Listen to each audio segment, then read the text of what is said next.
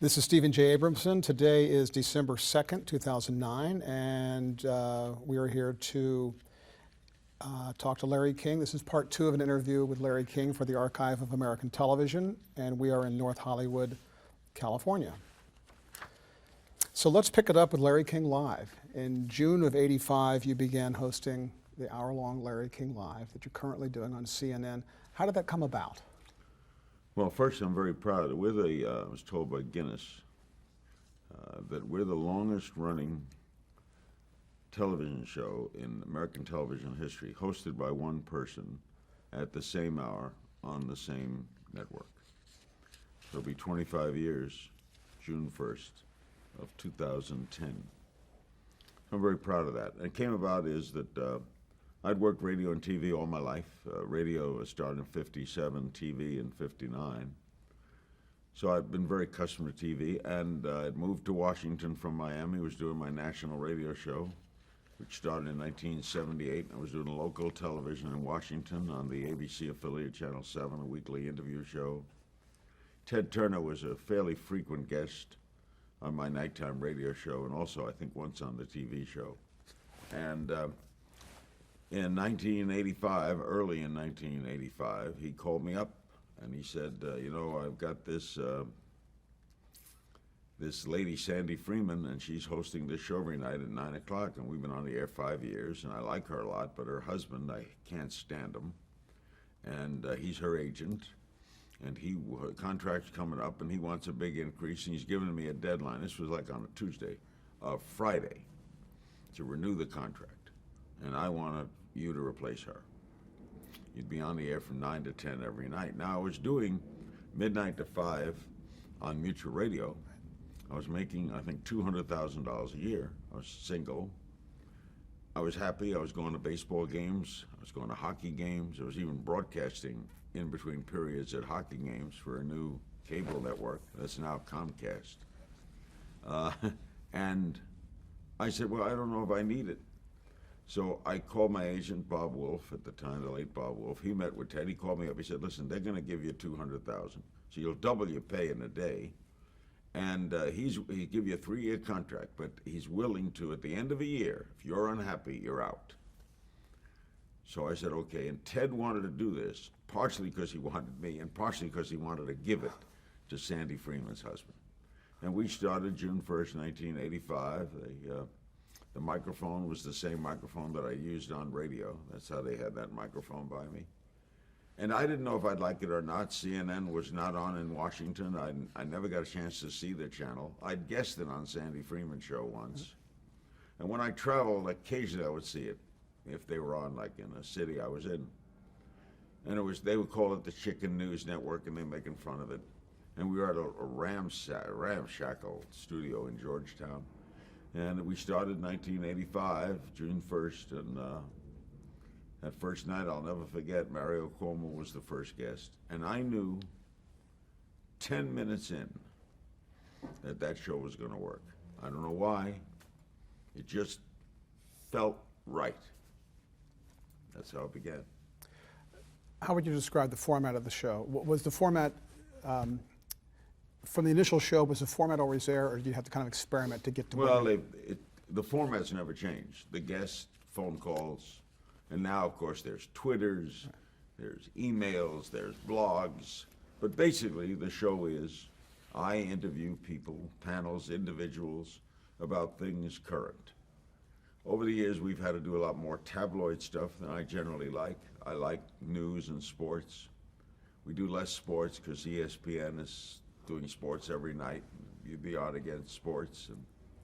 But basically, the concept is not the same. It's still the same, which is basically a radio show on television. It's got more graphics now, and you see more cuts, and you're seeing action. So if I'm describing something that happened, you'll see it. But it's basically, you could listen to the show, and in fact, people do. It's on Sirius XM radio. It's syndicated to over 300 radio stations. It's a radio show with cameras, which is, by the way I always approach television.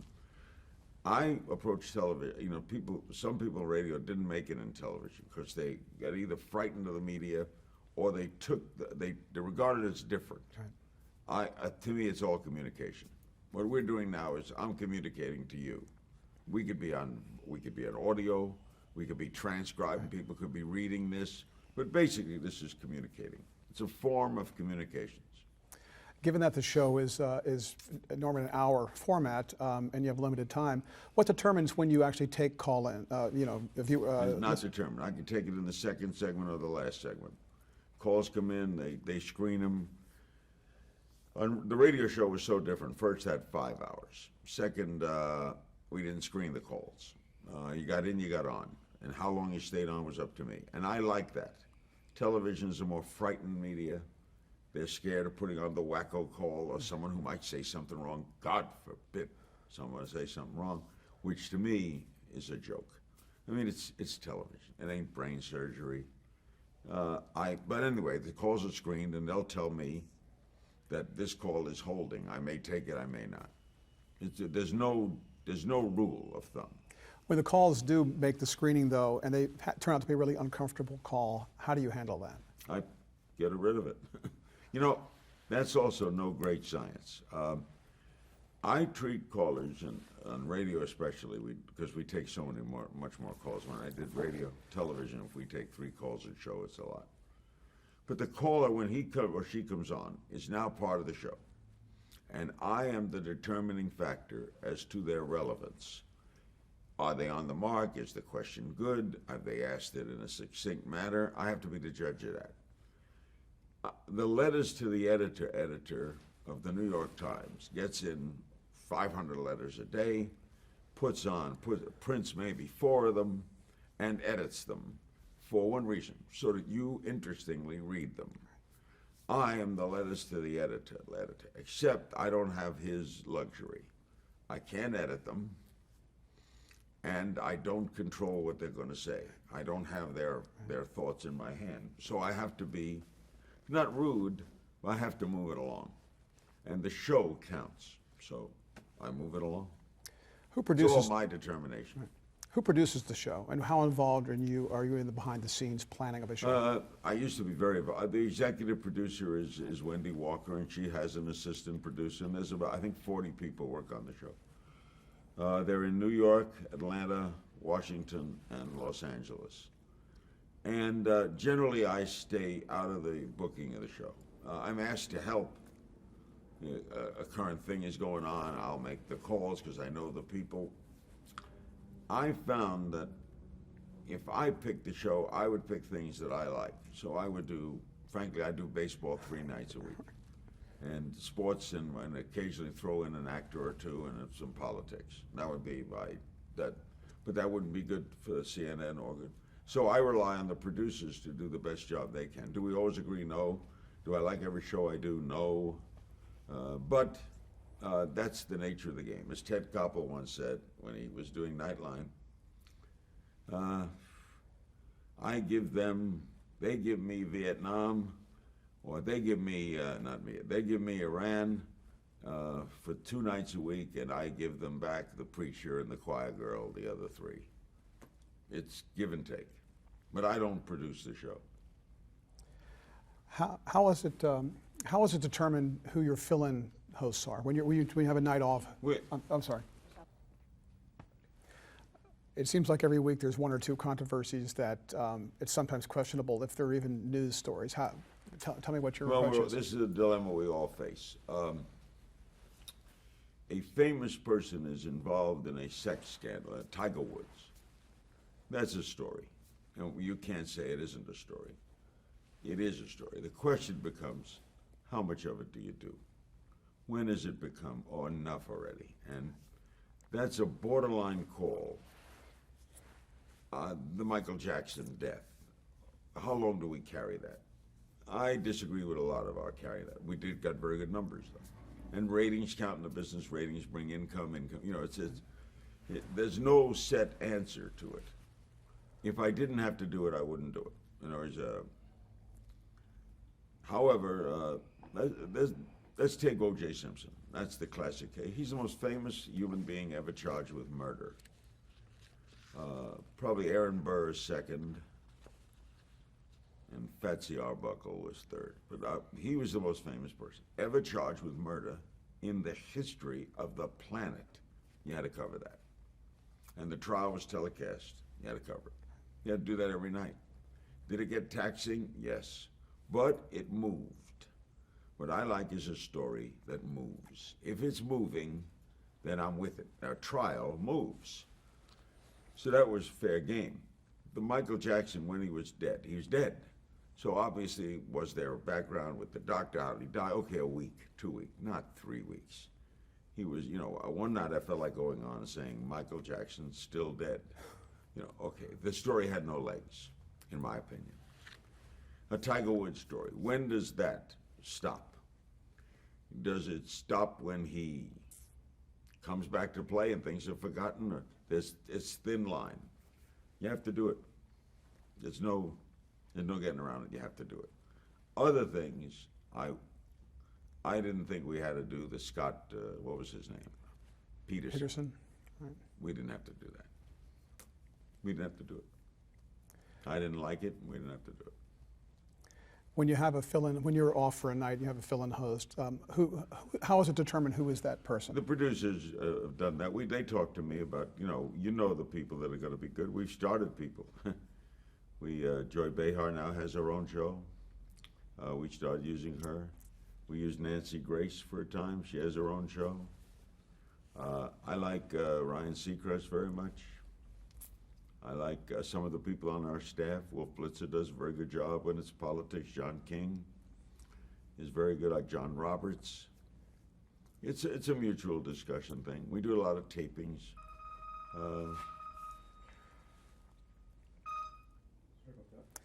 We're still rolling? Can you nix a host if one of your staff members suggests somebody? Can you? I haven't. Okay. We haven't had many guest hosts. I get 8 weeks off a year. I've never taken 8 weeks off. So now I'm in the habit of taking Fridays off, which makes it easier for me. I just passed age 76. I take Fridays off, and sometimes we'll tape a show that runs on a Friday, or a guest host will fill it. I've never nixed anyone. Let's talk about the set and where is the show taped? Show is live. And see, that was my fault. Live. Occasionally it is taped if a guest can't do it or something, but we like to be live. We're in Los Angeles at Sunset Boulevard and Cahuenga, which they named the corner Larry King Square, and that was a big honor. Among many honors, that was one of the biggest that day. It's up on the lamppost, and that made me feel that's nice. When I travel, we have the same set, duplicate of the set as in Washington and New York. I worked in Washington for a long period of time, 13 years in Washington and the last 12 in LA. We moved to LA for the Simpson trial and stayed. But we have the same set in New York. And the set hasn't changed except for colors. When we started, it was kind of black and white, even though the show is in color. The circles, which is a map of the world. The late Don Hewitt said it's the best known set in the world, because when you're clicking around, you see that, you know it right away. In fact, some of these infomercial shows have stolen it, but it is a very good set. It was designed by I forget her name, the lady in Atlanta, basically 25 years ago. The only change has been it's been colored, bright colors. It's a wonderful set. And we have a new desk now because of high def. Right. High def shows everything, so we had to have a new glass top light. I'm very comfortable on the set. It's an easy set to host. I much prefer that than when we have to occasionally do remotes. Go to a hotel room to sit and interview someone. Every time we've done the president, it's in the White House. While that's very nice, setting the White House, nothing beats your own set, nothing. Now, the microphone you talked about a few minutes ago, from the radio days, is that essentially a prop, but just there as sort of a... Yeah, but it is a real mic, but it's not on. But that was the first mic I used on May 1st, 1957. That was the RCA Victor mic, standard broadcast mic. Every radio station in America had one. It was directional. That means you could pick up on both sides. You could do an interview show with that mic, with me here and you there, and both sides pick up the voice. And it's a very comfortable, it's like my blanket. but it's not on. In addition to the set being one of the most signature sets out there, maybe, as you said, possibly the most famous one, the second component about your show is what you wear. What was the evolution of what you wear, Well, especially the suspenders? When I started doing television in Miami in 1959, I wore the traditional jacket, tie. And then as time evolved, I started wearing a half sweater. I was more comfortable in it. I'm not a suit kind of guy. So I started wearing one of those sweaters, not a full sweater, half sweater.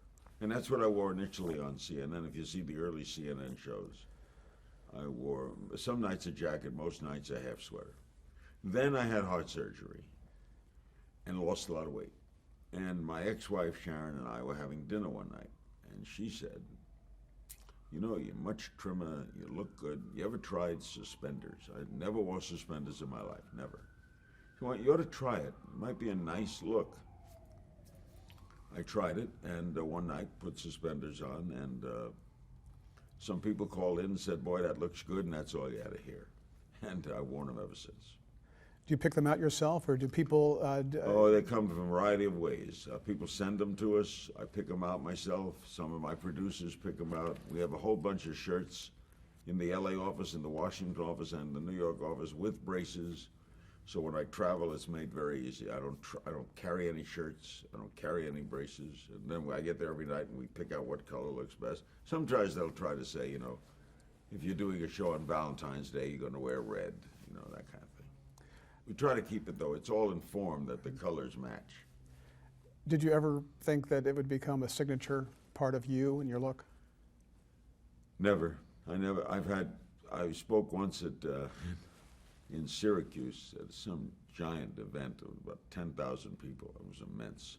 I do a lot of speaking. In fact, entertaining. I did Vegas. But I like to make people laugh, and so anyway, I got up to speak. And as they introduced me, the whole audience took their jackets off, and they were all wearing suspenders. That was a way to tell you, you really kind of hit it. Do you think your interview style has changed over the years? No. I've always been, people say puff or so. I've never understood that. I'm basically who, what, where, when, why. I try to ask questions that only take one or two sentences. If it takes 3 sentences, a bad question. I don't show off. I don't use the word I. It is irrelevant. Think about it. I is irrelevant in an interview. It's only done to say what you're thinking. And you see an interviewer say, "I was wondering," or "let me ask you this." That's hysterical to me, because that's what they're there for. What do you mean, "let me ask you this"? That's why I'm here. So I've never said, "Let me ask you this." I've never said, "I was wondering." I never use the word I. I ask short questions, and I don't have an agenda. I've never in my life gone on the air, ever, with the idea to embarrass a guest or to build up a guest or build down a guest. I'm there to learn.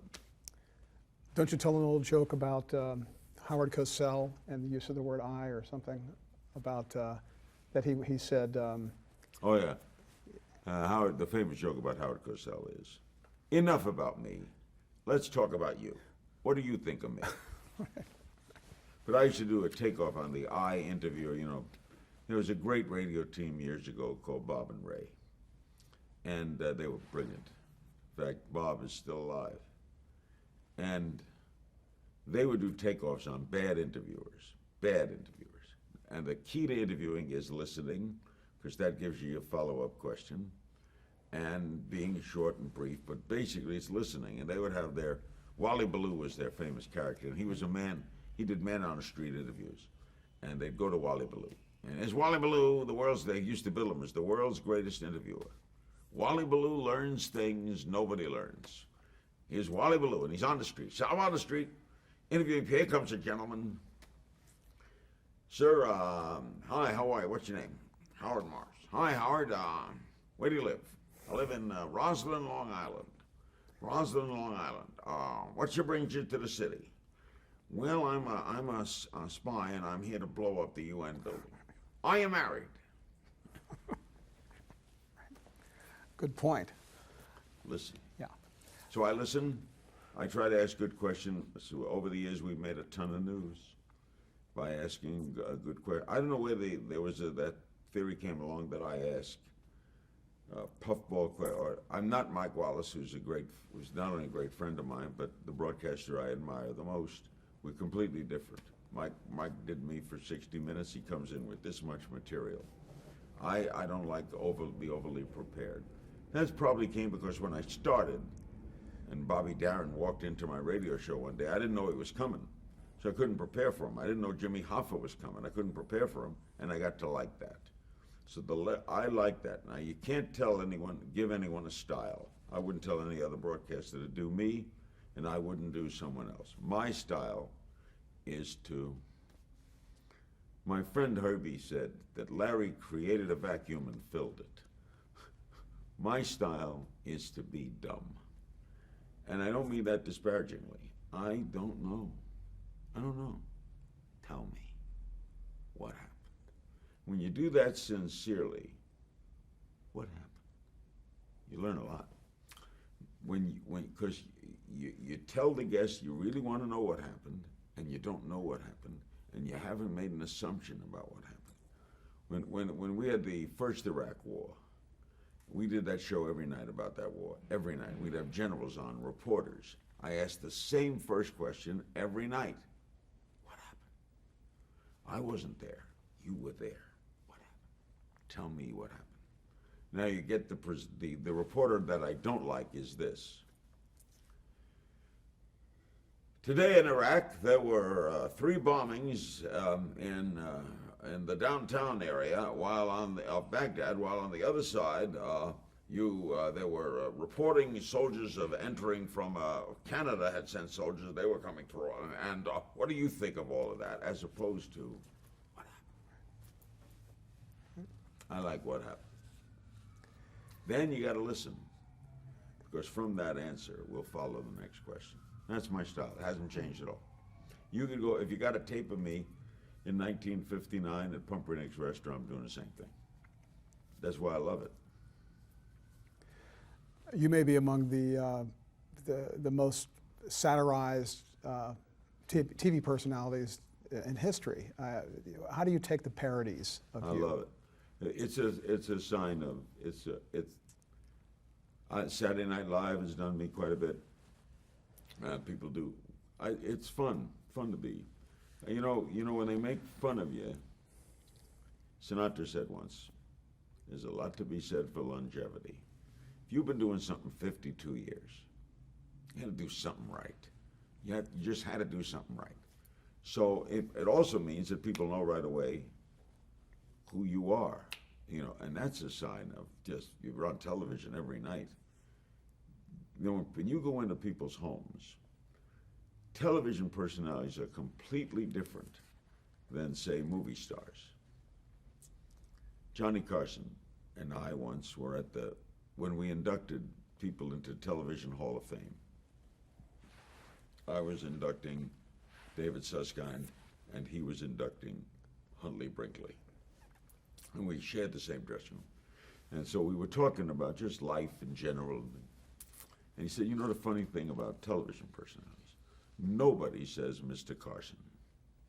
Nobody says Mr. King. Hello, Larry. Because I'm Larry. I'm in their bedrooms or their living rooms. Paul Newman is up on a giant screen. You don't say, "Hey, Paul." It's true. So television, you're in people's homes and their familiarity. So when you're satirized, hey, they don't satirize you if you're not known. You talked about preparation, or at least just sitting down and kind of just asking questions.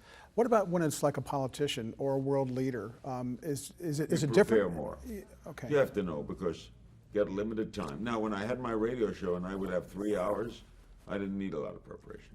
You need more preparation the less time you have. You need more preparation to do the Today Show than to do a 2-hour interview if you've only got 5 minutes, because you got to hone right in. I like doing more background. That's one of the things I miss about radio. When I do a radio interview, I go back into the author's where he started, why he likes to write. You can't do that now. Today, with television is very kinetic, and you got to get right. You got to get right to the moment. Are there guests sometimes that really aren't on your radar? I mean, are there times when maybe you just aren't that familiar with a guest, and if so, do you just jump in and just start asking questions? I mean, in general, you're very familiar with all your guests in terms of whatever they're known for. Oh, many times you have to interview people who are unknown, who are, by the nature of circumstance, have been thrown into the point of being attention being paid to them. They were at the scene of a crime.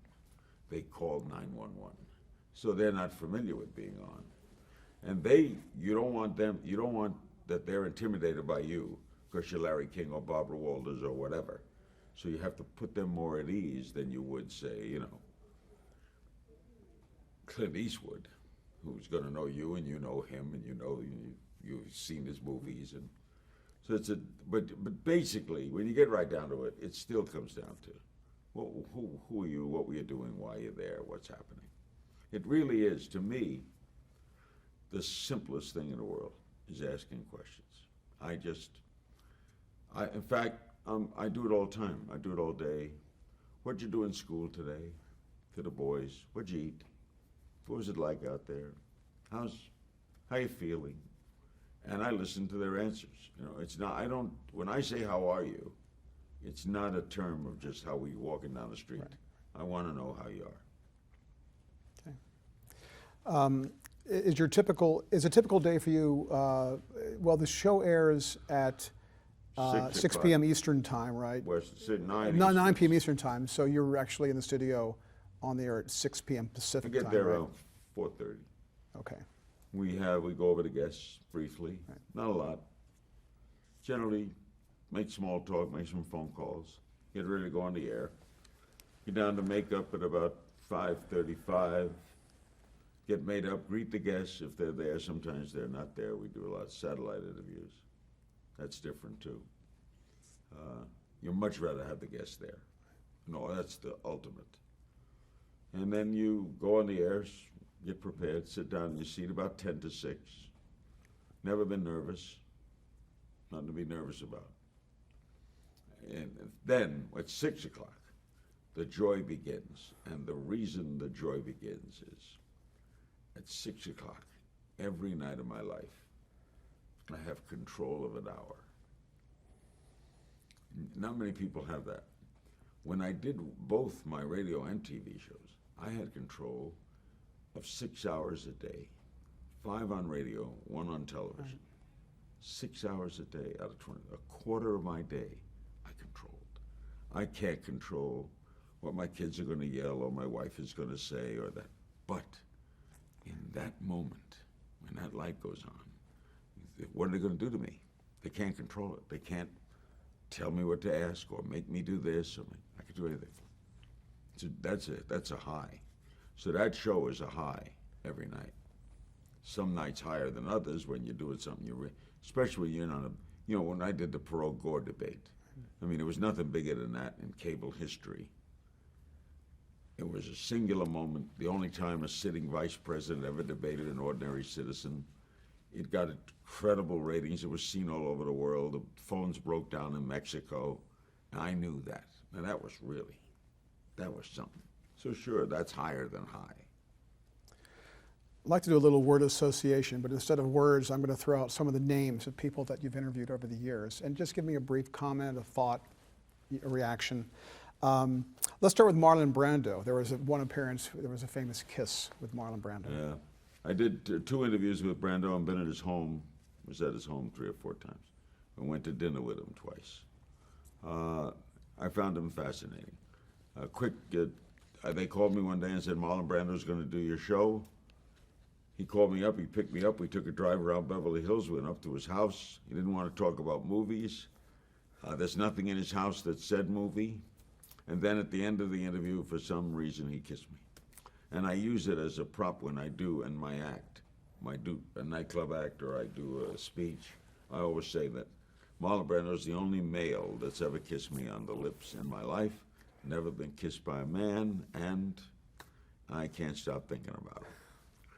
But I appreciate his craft. I loved him. I love him to this day. George Burns. What a character. Great guy. Just, and a little guy, simple little man. I asked him once, 100 years old. Tell me about, let's talk about disease, George. Did you ever get arthritis? And he said, I was the first one to ever get it. Bill Cosby. Bill Cosby's a very interesting guy. He tries to control the interview. And when he wants to be serious and you want to be funny, he'll be serious. And you can't, the interviewer is always in control. I mean, it's his show, it's my show. But Cosby tries to take it. But I always have one warm spot for him in that we did a show once, 2 shows with him that I always remember. One in the house he grew up in, which is now gutted in South Philadelphia. It's a war zone. We did the show right in the middle of the living room he lived in. She burnt out windows and everything. That was momentous. And right before my heart surgery, my last show I did was with Costas before I went to the hospital. And he came with a big bear dressed as a doctor, a stuffed animal. And he kept it with him the whole hour, saying that that was my doctor. Betty Davis. Oh, I love Betty. She was incredible. And I had stopped smoking, but she smoked throughout, Sean Penn are the only 2 people that have smoked throughout a television interview that I've done on CNN. Used to smoke all the time, every guest, but they don't smoke anymore. But Betty, if you told her not to smoke, she would leave. Sean Penn the same way. Betty, her little handkerchiefs. And I asked her. There was reports in the paper that she was having difficulty with Faye Dunaway in a movie they did. What was the difficulty? And she said, the problem was that I usually prefer working with professionals. Pretty good. That's a lot, yeah. Bob Hope. Could never get into Bob Hope. Everything with Hope was cerebral, off the top. I have no idea what Bob Hope, and I interviewed him a multitude of times, radio and television, felt about things. I know what he said about things, but I have no idea what he felt about things. He was an interesting character to me, Bob Hope. Everything was just off the top, and I couldn't get here. I never found the there. Jerry Lewis. He was very good to me. An incredible ego. Funny, awkward, boyish. I still don't know how sincere he is. I don't know. Maybe he is. Maybe he isn't. He's an enigma. Paul McCartney. I like Paul very much. He's very honest. One of the thrills that I had in my life of thrills was having dinner with Paul McCartney and then having him come to my house and play piano while we sat around and had just some coffee. And the nanny for my boys is peeking in the door saying, I don't believe this. Paul McCartney is playing piano in this house. Do you remember what he played? A song that he was trying to write a song, and then we played some of my wife's songs for him. He liked her very much. I think he did a little Eleanor Rigby. Oh yeah, he was explaining why that tune changed some things in music. Da da da dee dee, da da da dee da da dee da da dee da da dee. It broke rules. We were talking about breaking rules in music, and the great writers of music always broke rules. In fact, I told him a story that the famous conductor of the Boston Pops, Who was the famous? Fiedler, Arthur Fiedler. Arthur Fiedler. Was on my, this is when I appreciated the Beatles for the first time. I used to make fun of the Beatles in the 60s, you know, oh, I want to hold your hand, right? So I've had Arthur Fiedler on once. And as an aside, I say to him jokingly, well, what do you think of this current craze, the Beatles? And he says, the Beatles are our Beethoven. What? They're our Beethoven.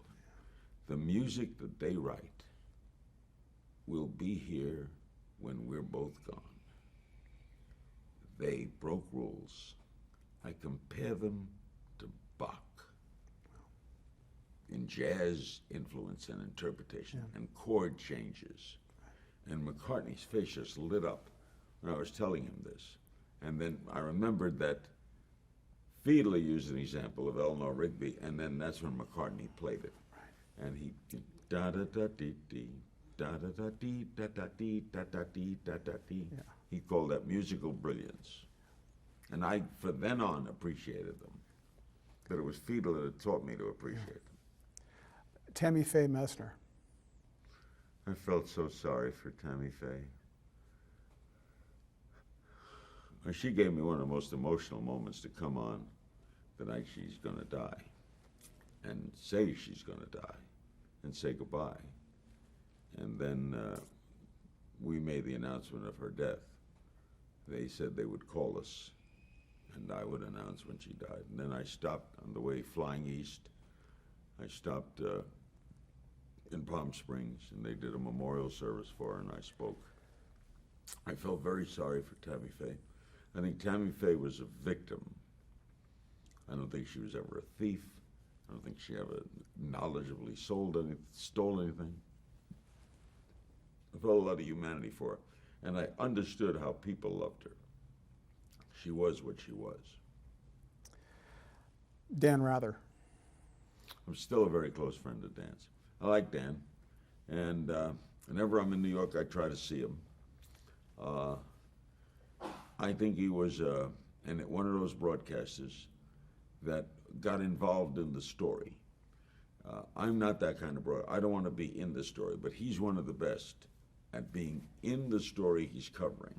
He becomes part of the story. When he was a White House correspondent, he was brilliant. But it was himself getting into the story, the back and forths with Nixon and the like. And he might have gotten a bad shake from CBS in that, as he told me, yes, they didn't have the original thing signed by the general. They had a copy. But the story, in his mind, was true, that Bush hadn't served. And that he stood by that and felt for that. I give him a lot of credit. Sharon Stone. Almost dated Sharon Stone. She lives a couple blocks away. I think she's one of the most sexiest people I've ever known. I think she's a terrifically underrated actress. I think her performance in Casino, which got her a Golden Globe, was incredible. I think she was in. And I like her as a person. I know there are people that don't like her, and that her reputation isn't the greatest among people. But I've never had a bad moment with her. And she ain't bad to look at either. And then something happened on one of the appearances with you that people still talk about. Tell me about that. What, the suspenders? Yeah. She does it every time she comes on. But it started one side. As Brando kissing me, for some reason she said, you know, you're cute. I said, with the suspenders, you're cute. So she took them and banged them against me. And that hurts, by the way. But you're not going to say, hey, stop. Elizabeth Taylor. She's a great person in her giving and her fight against AIDS. She's a diva in the best and worst sense. I mean, you wait for Elizabeth Taylor. We taped her once for a special for TNT, which is one of the reasons I hate taping. But the taping is scheduled at 2. She came at 4. And that's discourteous to me, but I like her. I forgive that. My wife is late all the time, so I get I can't hate late, but I hate lateness. In fact, that's the one thing I hate the most. I believe you've interviewed every president since Richard Nixon. What is that? How did you prepare for those, and what does that mean to you? That just thinking about the idea that you've actually been one of the few who have done that, or had. You know something? It may sound trite or even cliche-ish, but the pants one leg at a time is true. They're people. They think about things. They're interested in things that, they're the president, you're in the White House, and it is austere. But on the break, they'll still talk baseball, and they'll wonder about things. And I've had great moments with standing with Clinton in a room where you could see out to Pennsylvania Avenue. And he's saying, boy, I envy them out there. What do you envy? That they can be out there. It's lonely in here. I never forgot that. Lonely in here. Asking Nixon, what do you think about the Watergate? I've never been in it. Don't look at it when I drive by. Those are the kind of questions I like. See, I like to ask human questions. I think things like that. What does Nixon think when he drives by? But Nixon gave me, I don't have a lot of time left for this. I can come back again, by the way, because I enjoy this. If we have more to do, I will. Okay. But he gave me one of the best stories ever. We started doing on my local show in Miami, asking people where they were when Kennedy died. And then eventually that became a show on the 5th anniversary of his death in 1968. So we played a bunch of people telling where they were. Bob Hope, Tony Randall, George Smathers, Senator Smathers, but Nixon's. There was no story like Nixon. And no one had asked him. No one had asked him where he was. And where he was Dallas. His law firm represented Pepsi-Cola. He flew to Dallas for the Pepsi-Cola convention as their representative lawyer to attend their convention. He left from Love Field November 22nd, 1963. He's looking out the window, and they're preparing the field. They're laying out a bunch of flowers and roses, and for the arrival of President Kennedy. The man sitting next to him, but then, presidents, when they left office then, didn't have Secret Service. That only happened after Kennedy was killed. The man sitting next to him on the plane said, for a couple thousand votes here or there, it could have been you landing here today. And Nixon said to him, I never think about it. And they take off. They land in New York 3 hours later. The car that was supposed to pick him up didn't miss flight. They had the wrong plane, the wrong airline. So he took a cab back to his legal office. He's in the cab, and they're driving down the street, and the cab misses the entrance to the Grand Central Parkway. So he turns around, he's on a private street and going back to the entrance. And a woman comes running out of a house. This is Nixon telling a story. Screaming, just screaming, yelling. So he opens up the window to the cab, and he looks out the window, and he says, can I help you? And she faints. So he jumps out of the cab. They revive her. She looks up, and she says,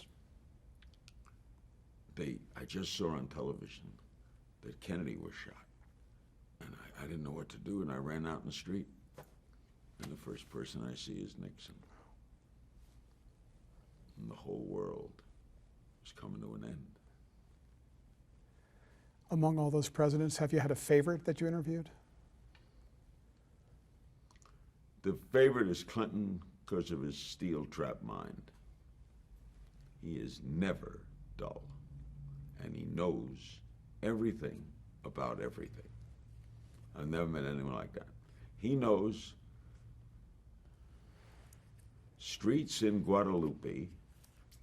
He knows the president of Greenland and the backup center on the Arkansas basketball team. When you can get with a guy like that, That's fun. He's the best interview. I like him as a guy too. You've interviewed numerous world leaders, very prominent world leaders.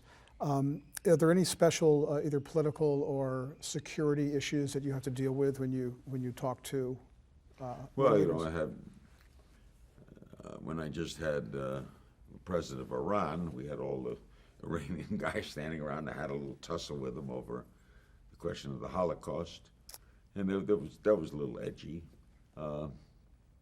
I've had some amusing moments too. Chavez, Venezuela, comes in, and I said to him, "Did you want to be a baseball player?"